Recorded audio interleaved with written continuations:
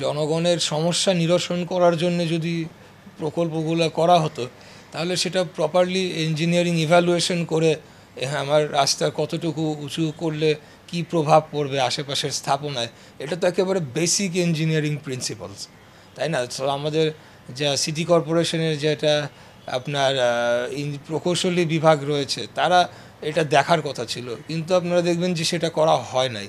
এবং সেখানে আপনি যেটি বললেন যে যে যেভাবে ফুটপাত এবং ড্রেনেজ করা হয়েছে সেখানে আপনার বৃষ্টি হলে উল্টা দুই পাশের যে স্থাপনা সেগুলো প্লাবিত হচ্ছে।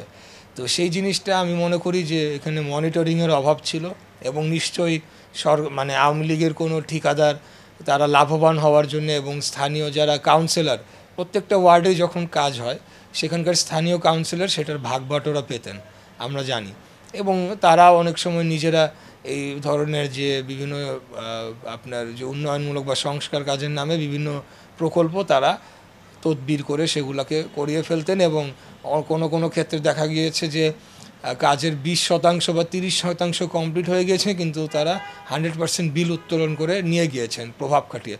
এরকম ব্যাপক অভিযোগ রয়েছে যেগুলো বিভিন্ন সময় আগে হয়তো রিপোর্টগুলো আসতো না, এখন বিভিন্ন রিপোর্টগুলো আসছে, এবং এই সংক্রান্ত যে বিগত দিনে যারা মেয়রের চেয়ার দখল করে বসেছিলেন তাদের বিরুদ্ধে এখন দুদকে অনুসন্ধান চলমান রয়েছে। আমি মনে করি যে এটার পরিধি বাড়ানো উচিত, সেটা ওয়ার্ড কাউন্সিলর লেভেলেও নিয়ে যাওয়া উচিত, তারা কি পরিমাণ দুর্নীতি করেছে, এবং এটার সাথে সংশ্লিষ্ট সিটি কর্পোরেশনের যারা কর্মকর্তা রয়েছে এবং যারা প্রকৌশলী বিভাগের যারা এই ধরনের কাজের সাথে যুক্ত ছিলেন তাদের তো এটা ছাড়পত্র ছাড়া কিভাবে বিল নিয়ে গেল, মানে অনেকগুলো বিষয় এখানে চলে আসে। তো আমি মনে করি যে এটা সিটি কর্পোরেশনের টোটালটাই একটা দুর্বৃত্তায়নের জায়গা হতে পরিণত হয়েছে, এবং পুরো সিস্টেমটাই আসলে চেঞ্জ করতে হবে। মানে আমরা যদি ভালো কিছু রেজাল্ট নগরবাসীকে দিতে চাই, পুরো ব্যবস্থাপনাটাই চেঞ্জ করতে হবে। এত এক নম্বর দায়ী হবে সিটি কর্পোরেশন সংক্রান্ত যে কোনো দুর্নীতি, তো একমাত্র দায়ী মেয়রই হবে। যে মানে যে ব্যাপকতায় এটা হয়েছে, এটা যদি ছোটোখাটো দুই একটি ক্ষেত্রে হতো তাহলে পরে আপনারা বলতে পারতেন যে সেই ওয়ার্ডের বা সেই যে প্রজেক্টের ঠিকাদার তারা স্পেসিফিকভাবে দায়ী, কিন্তু আপনারা দেখছেন যে এটা ব্যাপকভাবে মানে এটাকে অভ্যাসে পরিণত করা হয়েছিল।